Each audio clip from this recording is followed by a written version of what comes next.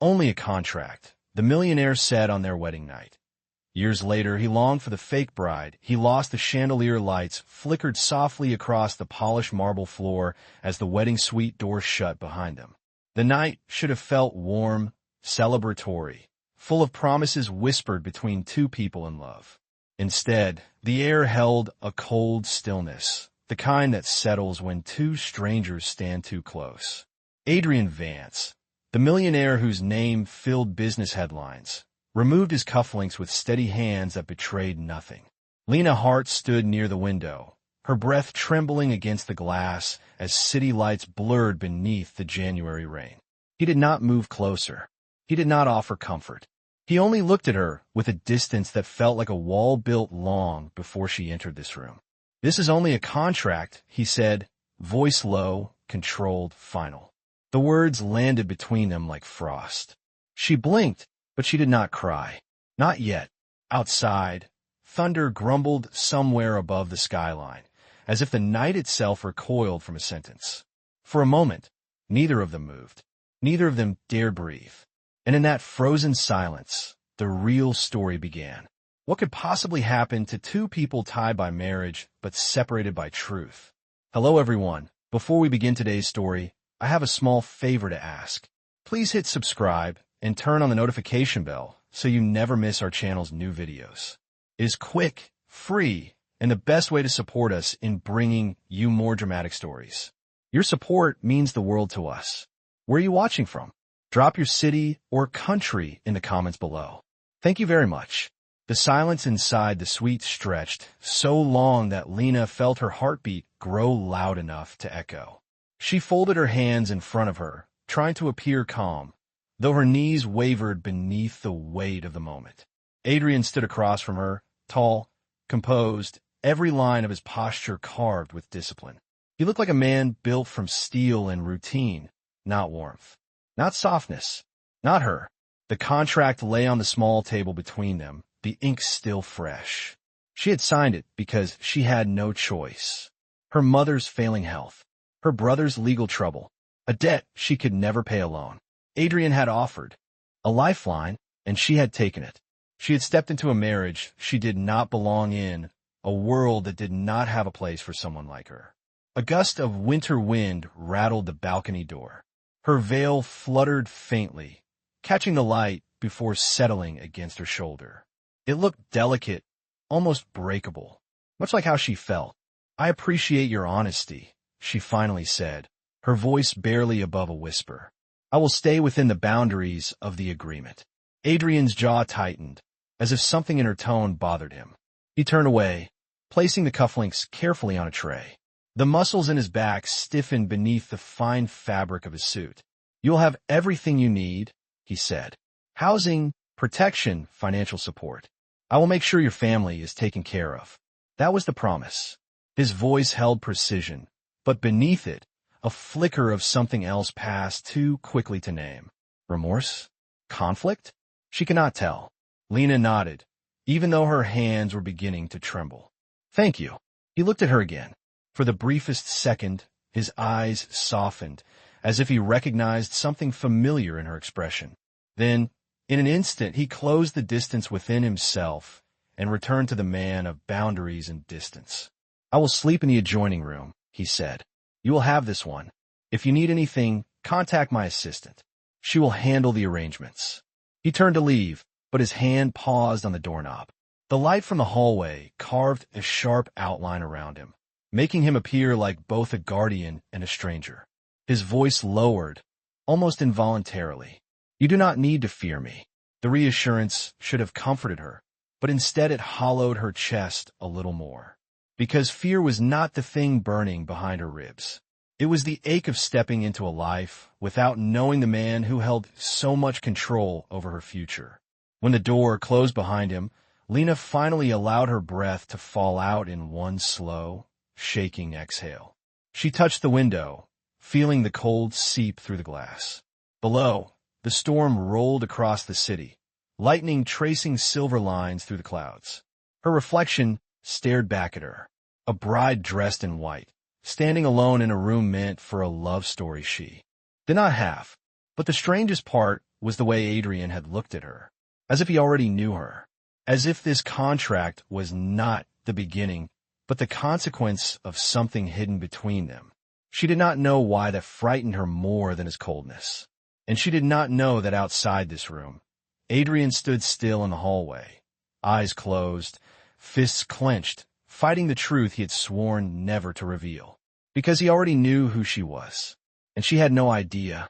Morning arrived quietly, slipping through the high windows of the penthouse like a cautious guest unsure if it was welcome. Soft gold light brushed over the marble counters, the glass walls, the untouched breakfast tray near the door. Lena stood at the edge of the living room, still in the simple silk robe the housekeeper had left for her. She did not feel like a bride. She felt like someone wandering inside a life borrowed from another woman. The city below glimmered beneath a thin veil of winter fog. Her fingers hovered above the back of the sofa, steadying herself as she took in the surreal quiet. She had never lived anywhere with so much silence. In her old apartment, she woke to neighbors arguing, buses screeching at the corner, her mother's soft coughs from the next room. Here, she could hear her own breathing too clearly. When footsteps sounded behind her, she stiffened. Adrian entered the room dressed in a charcoal suit, already prepared for a morning of meetings. His expression was unreadable, but his gaze flicked briefly to her hands, as if checking she was not shaking. "There is security posted on every floor," he said. "If anyone approaches you without clearance, notify them immediately." She nodded. "Is someone likely to approach me?" His eyes lingered on her a fraction too long. "It is only a precaution." A precaution for what? She wanted to ask, but his voice carried a tone that pressed the question back down her throat. He moved to the counter, reviewing a set of documents with the practiced precision of a man who lived inside deadlines. Yet something about his presence felt heavier today, as if he had spent the night searching for words he still could not speak. She approached slowly. "My mother, will she receive the medication today?" "Yes," he said. "My assistant arranged the delivery at 7 this morning." "And my brother?" "You said the legal support would begin this week." "It already has." He paused, then added softly, "I keep my promises, Lena." For a moment, warmth touched her chest, surprising and unfamiliar. But before it could settle, he straightened his posture again, placing the distance back between them. A faint buzzing sound echoed from his phone. Adrian checked the screen, and his jaw tightened. A name flashed briefly before he turned it over. She caught only a glimpse. A board member she had heard spoken in tense whispers at the wedding rehearsal. "Are you all right?" she asked. He forced a breath. "Work matters." He was lying. She did not know how, but she felt the weight of it. Maybe it was the way his shoulders stiffened, or the shadow passing through his eyes each time his phone lit up.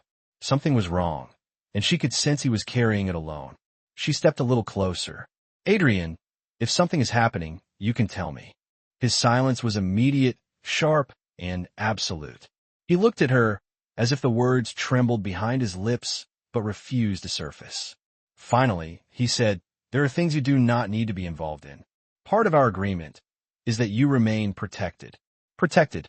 The word felt strange, as if danger had already been circling them from the moment the ink dried on their contract. Before she could respond, his phone rang again. This time he answered.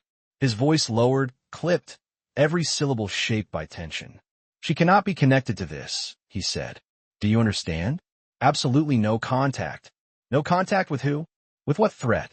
He ended the call, but the air stayed taut around him. He placed the phone face down, hiding whatever truth lived on the screen. "I will be back late tonight," he said.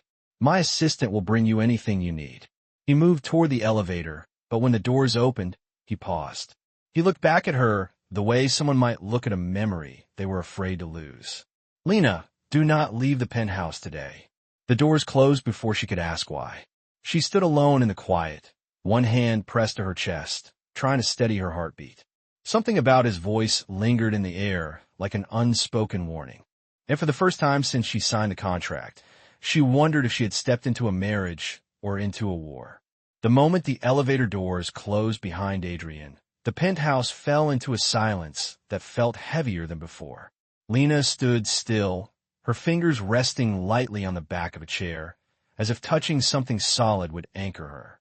The city below continued its usual rhythm, but inside the glass walls everything felt paused, suspended in a strange tension she did not understand. She walked toward the long hallway that led to Adrian's study. She had not stepped inside since the wedding night. The door was half open, as if inviting her or warning her. She hesitated at the threshold, listening for footsteps, for any sign that she should not enter. But the penthouse remained quiet. Inside, the room was dim, lit only by the winter light filtering through sheer curtains. Bookshelves lined the walls. Papers were stacked neatly on the desk. It was a room shaped by discipline, by a mind that never rested. And yet one object on the far table broke the order. A canvas, a half-finished painting, edges frayed, colors muted by time. Her breath caught. She knew that painting. She remembered painting it during a volunteer art fair years ago, on a day when she needed money badly enough to sell her sketches for whatever people offered. Someone had purchased it, quietly, without a word. She stepped closer, touching the dried strokes. Why did Adrian have this? The answer did not come, but another memory surfaced. A night 5 years earlier. Rain pouring over a deserted street. A car swerving. The weight of a stranger's body leaning into her arms as she pulled him away from shattered glass. The warmth of blood coating her hands. A siren in the distance. She had never seen the man's face clearly. She left after the ambulance arrived, believing that night would disappear into the blur of her struggles. But now, standing in Adrian's study, the memory returned with an unsettling clarity. She stared at the painting again, her pulse quickening. Was Adrian connected to that night? Before she could form an answer, the penthouse door opened abruptly. Her heart lurched. She stepped back from the canvas just as someone entered. It was not Adrian. It was his assistant, Claire, carrying a sealed folder and wearing an expression that flickered between politeness and urgency. "Mrs. Vance," Claire said, offering a small bow of respect, though her eyes remained alert. "Mr. Vance asked me to check on you." Lena forced a smile. "I am fine, just trying to adjust." Claire glanced toward the study, then back at her. "This residence can feel overwhelming. It takes time." There was something unspoken beneath her tone, something that made Lena tense. Claire placed the folder on the counter. "These are the documents for your family's medical and legal arrangements. Mr. Vance wanted you to know everything has already been processed." Relief softened Lena's shoulders.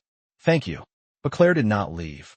Her gaze drifted once more toward the study, lingering too long, as if she expected Lena to have gone somewhere she should not.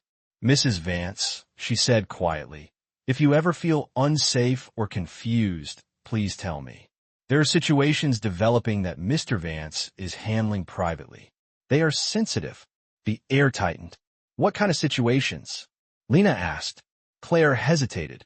Her fingers curled slightly around the folder before letting go. "It is better if he explains. But please stay inside today, and keep your phone close." Lena nodded, but her pulse raced. Claire's evasive answers only fed the questions growing inside her. After the assistant left, the penthouse felt even larger, even more silent. Lena walked back to the study doorway.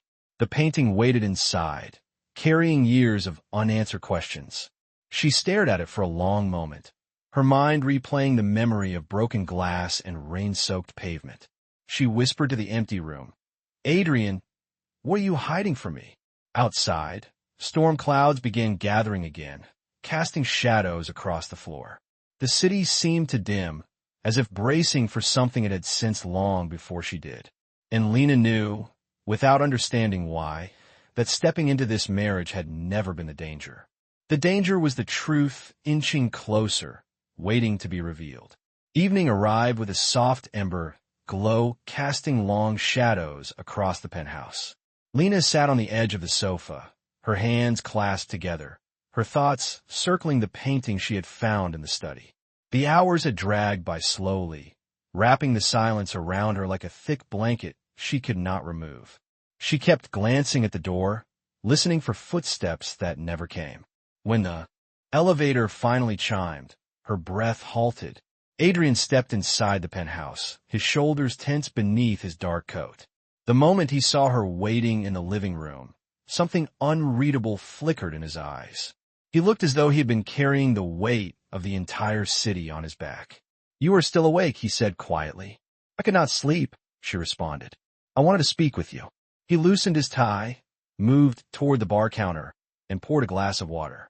His movements were practiced, controlled, but the slight tremor in his fingers told her this day had cost him more than he wished to admit.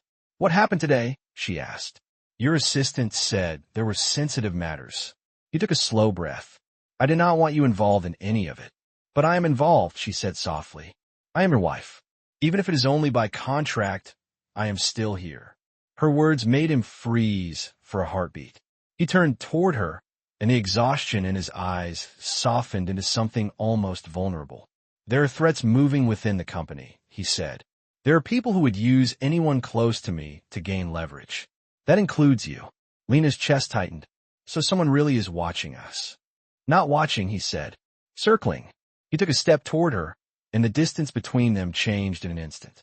He did not touch her, but the air felt charged, as if the walls themselves leaned closer to hear them. "Lena," he said, voice lower, steadier, "I will not let anything happen to you." She swallowed, her pulse fluttering. "Then tell me what you are hiding. Why do you look at me as if you already know me? Why did you tell your assistant that I must not be connected to something?" For the first time since their marriage, Adrian's composure cracked. Just slightly, but enough for her to see the fracture beneath. He stepped back, pacing once, gathering himself. "There are things in my past that I cannot expose yet. Not until I have proof. Not until I am certain you will not be harmed because of it. But you're already pulling me into it," she whispered, "whether you want to or not." His breath caught in his chest, and for a moment, the truth hovered dangerously close. He looked at her, the way someone might look at a memory that kept returning no matter how deeply he buried it. "I know more about you than you think," he said quietly. "And that makes everything more complicated." She felt her heartbeat stumble. "Why? What do you know?" He turned away again, this time facing the window, the skyline reflected across the glass like scattered stars. His reflection looked haunted.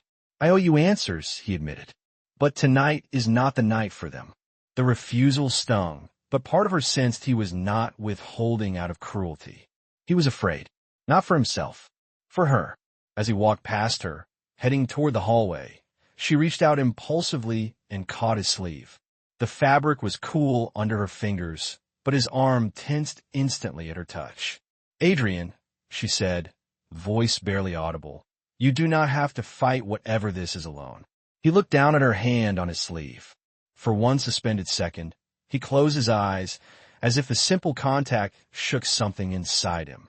"Good night, Lena," he said softly. She released him, and he continued down the hallway, his footsteps fading into the quiet. When the last door closed, Lena exhaled shakily. She could still feel the echo of tension in the air, as though the truth was threading itself closer, pulling her deeper into his hidden world. She whispered to herself, "You know me how?" But no answer came, only the city lights, flickering like signals of a storm that had been approaching long before she ever stepped into this marriage. Morning sunlight spilled across the penthouse floors in thin, warm ribbons. Lena stood in the kitchen, waiting for the kettle to boil, her hands wrapped tightly around the edge of the counter. She had barely slept.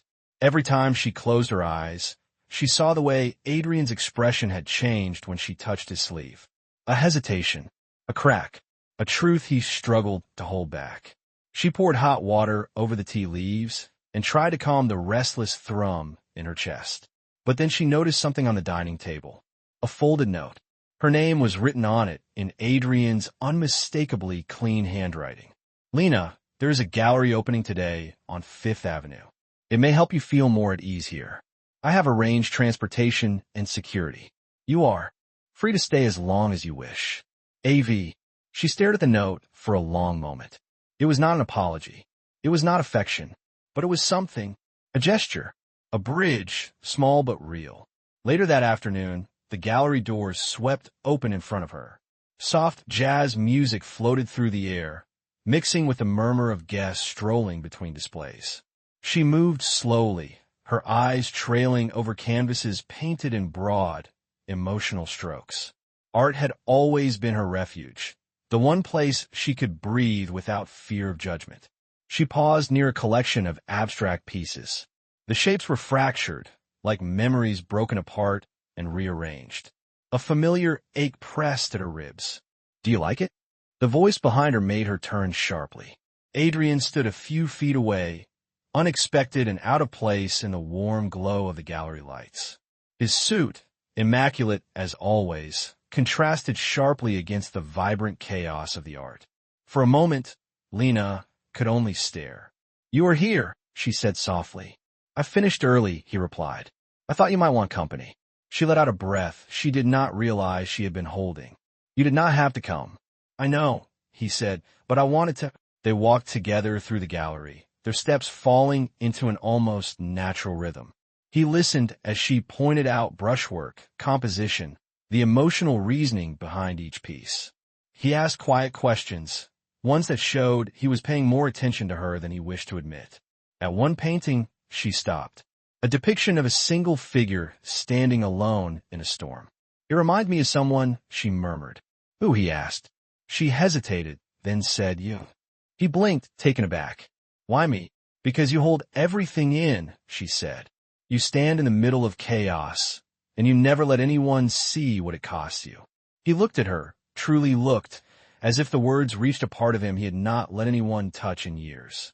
His chest rose slowly, as though the truth pressed heavily against his lungs. "There are reasons," he said quietly. "There always are," she whispered, "but reasons do not make loneliness easier." The moment stretched between them, delicate, intimate. Something unspoken warmed the space where their hands hung at their sides. She wondered if he would take her hand. She wondered if she would let him. But then a phone vibrated sharply in his pocket. His expression shifted instantly, darkening. He stepped aside to answer, but his eyes never left her. He spoke in a low voice, tense and clipped. "I told you to monitor the board activity, not escalate it." "Who authorized that move?" "No." She must remain unconnected. "Do you understand me?" "Not a single link." Lena's stomach tightened. The reminder of danger crept back into the room like a cold draft. When Adrian finally ended the call, he returned to her. The warmth from moments before had faded, replaced by a storm hidden behind his eyes. "I am sorry," he said. "We should leave." "Adrian," she whispered, "what is happening to you?" He hesitated, as if deciding whether to tell her the truth. But then he only said, "I will explain. Not today, but soon." They walked out together, the distance between them once again mixed with longing and fear. And as the gallery doors closed behind them, Lena knew one thing with absolute certainty. Whatever storm Adrian was fighting, it was getting closer. The car ride back to the penthouse unfolded under a sky streaked with thin gray clouds. The city lights blurred through the windows like distant embers, fading in and out as the vehicle moved. Lena sat in the back seat beside Adrian, their shoulders almost touching, though the silence between them felt deep enough to swallow every unspoken word. Adrian kept his gaze fixed outside, but his jaw flexed in a way that told her his thoughts were far from calm. The phone call from the gallery still echoed in her mind, sharp as broken glass. She studied him for a moment. "You seemed afraid," she said gently. "Not for yourself. For me." His fingers tightened slightly against his knee. "There are people who want control over what I built," he said. "They are closer than I expected. And they would hurt me to get to you." His jaw tightened again. "Yes." The honesty struck her harder than any lie could have. When they reached the penthouse, the elevator doors opened into the dim living room. Adrian stepped inside first, scanning the space with perceptive attention, the kind of attention used by someone who lived with threats shadowing his every step. Only when he was certain the place was secure did he motion for her to enter. She followed slowly. "Adrian, did something happen recently? Something that put you in danger?" He removed his coat, placing it neatly on the back of a chair, but he did not meet her eyes. "The danger did not begin recently," he said. It has been building for years. She stepped closer. What does that mean? He exhaled, a sound edged with exhaustion. There was an incident 5 years ago. A car crash. Someone tried to eliminate me. I survived, but only because someone pulled me from the wreckage before emergency services arrived. Her heart jolted violently. A rain-soaked street. The weight of a stranger collapsing into her arms. The cold sting of blood on her palms. Her breath caught. "You," she whispered, voice trembling. "You were that man?" Adrian finally looked at her, and his eyes held something raw, something that reached straight into her memory and illuminated every fragmented moment from that night. "Yes," he said quietly. "It was you." The room seemed to tilt under her feet. He took a single step forward, his voice lowering. "I recognized you the moment you walked into the meeting room to sign the contract. The same eyes, the same steadiness, the scar on your wrist from the broken glass. I never forgot." She pressed a hand to her mouth, shaken. "Why did you not tell me?" "Because the moment I realized who you were," he said, "I knew bringing you into my life would put you in more danger. I married you to protect you, not trap you. I needed a legal tie strong enough to shield you, but I planned to let you leave once the threat was resolved." Her legs nearly gave out beneath the revelation. "So, the contract was never just a transaction?" "No," he whispered. The truth settled between them like a fragile flame. She stared at him, her pulse racing. "You should have told me," she said. "You should have trusted me." His voice cracked faintly, the first fracture she had ever heard from him. "I was afraid that if you knew, you would step closer, and I have already taken too much from you." She stepped back, overwhelmed, tears stinging her eyes. "You kept secrets that changed everything." "I know," he said, "and I will tell you all of it. But you must understand. Lena, the danger that targeted me 5 years ago is moving again." Thunder rolled distantly outside the glass walls, as if echoing his words. Lena steadied herself, her breath sharp. "Tell me the rest, Adrian. If I was part of the beginning, then I deserve the truth now." He looked at her, grief and longing tightening his features.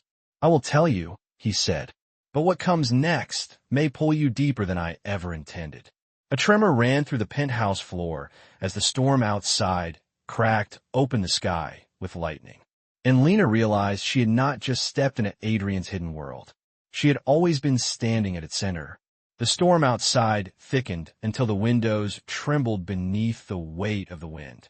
Lena stood in the center of the living room, her heartbeat quick and uneven as Adrian moved toward the security console on the wall. His movements were urgent now, no longer the controlled gestures of a man who kept his world in order. Alarms had not sounded, yet he acted as if danger already stood on their doorstep. "Adrian," she said, her voice tight, "you told me the danger has returned. What exactly does that mean? Who is coming after you?" He activated a panel, locking the entire penthouse in reinforced mode. "A board member named Marcus Hale," he said. "He has been trying to take my company for years. The car crash was meant to remove me so that he could seize full control." Her breath caught. "And he is still trying?" "Yes," Adrian answered. "But now he has learned something new." He paused, his hand frozen over the security screen. "He knows about you." A chill swept down her spine. "Me? Why would I matter to him?" Adrian turned, his expression carved with a sharp mixture of anger and regret. "Because he believes you're my weakness. He thinks harming you would force me to surrender control." Lena felt her knees soften beneath the weight of the truth. "So that is why you told me not to leave the penthouse." "Yes," he said. "You are no longer a stranger he can overlook." She wrapped her arms around herself, steadying her breath. "You should have told me sooner." "I know," he said softly. "I should have." Before anything more could be said, the penthouse lights flickered. Once, twice, then returned. Adrian stiffened. "That is not the storm," he whispered. A second later, his phone vibrated with a message alert. He checked it, and his expression darkened with dangerous clarity. "What is it?" she asked. He swallowed hard. "One of my internal investigators just found evidence that Marcus accessed old hospital files." He met her eyes. "The files from the night I survived the crash." Lena felt her throat tighten. "So he knows someone saved you." and he likely knows who it was. His eyes softened with a mix of fear and apology. You. The room seemed to tilt. The storm outside did not feel like weather anymore. It felt like an echo of everything closing in. Adrian stepped toward her, his voice low but urgent. Lena, you need to understand. You are not supposed to be pulled into this. I thought I could shield you long enough to resolve the threat. I did not expect Marcus to uncover that piece of the past. She met his gaze, and for the first time, she saw true fear in him. Not fear for himself, fear for her. What do we do now? She asked. His breath trembled almost imperceptibly. I'm taking you out of the city. Tonight. Her heart pounded. Where would we go? A private safe house outside the state. He turned back to the console. We will leave as soon as my security team arrives. But when he activated the comm line, static filled the speaker. Unit 1, report. Silence. Unit 2, confirm your position. More silence. A sharp look of realization crossed his face. They have been intercepted, he said. His voice hardened, becoming colder than she had ever heard it. He must have bribed or threatened part of the building's security earlier today. Marcus is making his move. The lights flickered again. A low thud echoed from somewhere below them. Lena stepped closer without thinking, her fingers brushing his arm just as the building shuddered. Adrian, she whispered, please do not leave me alone. His eyes snapped to hers, and something in him broke open, an instinct deeper than control, deeper than fear. I will not, he said, his hand closed around hers, firm, steady, alive with urgency. Another thud rose through the floors, closer now, vibrating through the walls. Adrian pulled her toward the back corridor. No more secrets, he said. I will tell you everything. But right now we run. The storm outside cracked the sky open again, as if answering him. And Lena realized the truth had finally arrived. Not in whispers, but in footsteps climbing toward them. The corridor felt narrow as Adrian pulled Lena toward the secured wing of the penthouse. Every step echoed with the tremor of the building, each vibration a warning that danger was closing in. The storm outside roared, rattling the glass walls like a second heartbeat. Adrian, she whispered, breath uneven. What if Marcus is already inside? He will not reach you, Adrian said. His voice held steel, but she heard the strain beneath it. The urgency, the fear he could no longer hide. They reached a reinforced door at the end of the hall. Adrian entered code, so quickly her eyes barely caught the sequence. The lock disengaged with a heavy click, and he pushed her inside.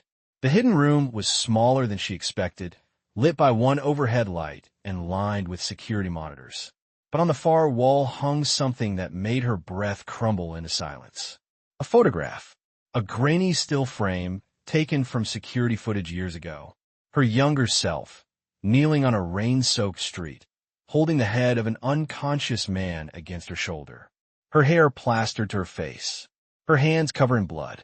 She stared at it, frozen. You kept this? She whispered. Adrian's chest rose sharply. I kept everything. She turned to him, the storm flashing behind him like fractured light. How long have you known? Since the night of the crash, he said. I remembered pieces, a voice, a touch, the way you held on to me even though you were terrified. When I woke in the hospital, I asked for you. But by the time they checked the footage, you were gone. Her throat tightened. I did not want to be involved. I was afraid someone would blame me. They would have, Adrian said. And worse. He stepped closer, his voice dropping. That night was not an accident. Marcus hired someone to tamper with my brakes. If he had learned who saved me, he would have gone after you first. The truth hit her like a force. So you hid it. I hid you, he said softly. I buried the footage, sealed the records, erased every trace that tied you to me. I thought it would keep you safe. Her pulse hammered, fear and shock colliding. Then why bring me back into your life? Why marry me at all? He closed his eyes for a moment, as if the answer cost him something to speak. Because when my legal team discovered you were about to lose your home and your family was collapsing under debt, I realized Marcus had finally crossed into territories where innocent people were being used as leverage. I could not risk him finding you on his own. He opened his eyes. The contract marriage was the only way to place you under my legal protection without exposing your connection to the crash. Lena felt as if the floor shifted under her. You should have told me. He shook his head. If you knew the truth, you would have tried to leave. And Marcus would have tracked you before I could protect you. Another tremor shook the building, louder this time. A distant alarm blared from one of the monitors, flashing red across the room. Adrian stepped in front of her instinctively. They were trying to breach the lower security floors. Lena swallowed hard. Adrian, are we safe here? For the moment, he said. But you need to know everything before this goes any further. He turned toward the wall and opened a sealed drawer she had not noticed before. Inside were files, dozens of them, documents stamped with corporate seals, medical records, and bank transfers. He placed them gently on the table. Marcus has been planning a takeover for years, Adrian said, and the crash was only the beginning. He has targeted my board, my investors, and anyone who stands between him and full control. You were never supposed to be in the crossfire. She met his gaze. But I am. The lights flickered again. Then, another thud. Closer. More deliberate. Adrian reached for her hand, gripping it firmly. The truth is here now, he said. And so is the danger. The monitors crackled with movement. Someone was climbing toward them. The monitors filled with static as the thudding footsteps grew louder, vibrating through the reinforced floor beneath them. Lena's breath tightened, but Adrian moved in front of her, shielding her with the full breadth of his body. The storm outside flashed white against the glass, the thunder rolling like a warning the world refused to ignore. A final, heavy impact struck the outer security door. Then silence. Adrian reached for the emergency comms line and spoke sharply. Team 3 report. A burst of static answered. Then a new voice replaced it. Calm. Cold. Adrian, the voice said. You should know better than to hide. Lena froze. Marcus Hale. Adrian's grip on her hand tightened. You do not have access to this floor. Oh, but I do, Marcus replied. Your people are loyal. Until they are not. The comms cut out. A second later, the security feed snapped into clarity. Marcus stood at the threshold of the outer room with two men behind him, their silhouettes sharp against the flickering lights. Adrian stepped forward. Stay behind me, Lena. She nodded, but her pulse pounded with fear and something deeper, anger. She had been a shadow in this story for too long. Now the truth was here, staring back through the screen. Marcus spoke again, this time directly into a hijacked channel. You should have died 5 years ago, Adrian. You were inconvenient then, and you are inconvenient now. But at least this time, I know exactly who your savior is. Adrian's jaw tightened. If you touch her, Marcus laughed. Please, I do not need to touch her. All I need is for you to walk away. Resign. Transfer authority. Your company becomes mine. And she lives. Lena stepped forward before Adrian could respond. You are a coward. Her voice was steady, even though her hands trembled. You try to destroy what you cannot earn. Marcus tilted his head, amused. You must be the wife. Tell me, does he know how easily you can break? Adrian moved instantly, cutting off the feed and locking down the system again. His voice shook. I will surrender if that is what it takes. I will not lose you. Her eyes widened. Adrian, no. He wants power, Adrian said. Let him take it. Nothing is worth losing you again. Thunder cracked, shaking the room. Lena grabbed his face in both hands, pulling his gaze to hers. Listen to me. You did not survive that night for him to finish what he started. We finished this. Together. For a moment, he closed his eyes, breathing against the fear that had gripped him for years. When he opened them, something changed, resolve carved into every line of his expression. He turned to the console and entered a final override code. A siren blared 3 floors below. The evidence package I have been compiling for months has now been transmitted, he said. A security message flashed. Federal authorities notified. Evidence package transmitted. Marcus's sabotage, the financial crimes, the attempted murder, all sent directly to law enforcement and the board. Adrian looked at Lena. It is over. But Marcus must have realized it too, because the monitors crackled back to life with one last glimpse of fury contorting his face before federal agents swarmed in from the stairwell behind him. The feed cut. Lena sagged forward, relief flooding through her. Adrian caught her instantly, arms circling her, holding her as though he feared she might vanish. "It is done," he breathed into her hair. "You are safe." She looked up at him, tears slipping silently down her cheeks. "We are safe." He cupped her face gently. The man who once told her their marriage was only a contract now held her with the tenderness of someone who had nearly lost everything. "I kept you at a distance," he said. "I thought protecting you meant pushing you away. I was wrong." Her voice trembled. "Then say it. Say what you have been afraid to say." He rested his forehead against hers. "I love you, Lena. Not by contract, not by obligation. I love you because you saved me, then and now. Let me spend the rest of my life earning the right to be beside you." The storm outside finally began to calm, the thunder fading into a gentle hum. She rose onto her toes, brushing her lips against his. "Then let us begin again." Weeks later, in a quiet courthouse far from the world that once hunted them, Adrian placed a new document before her. Not a contract, a marriage license. Real, simple, free of conditions. He held out a pen. This time, only love. And beneath the soft spring light, Lena signed.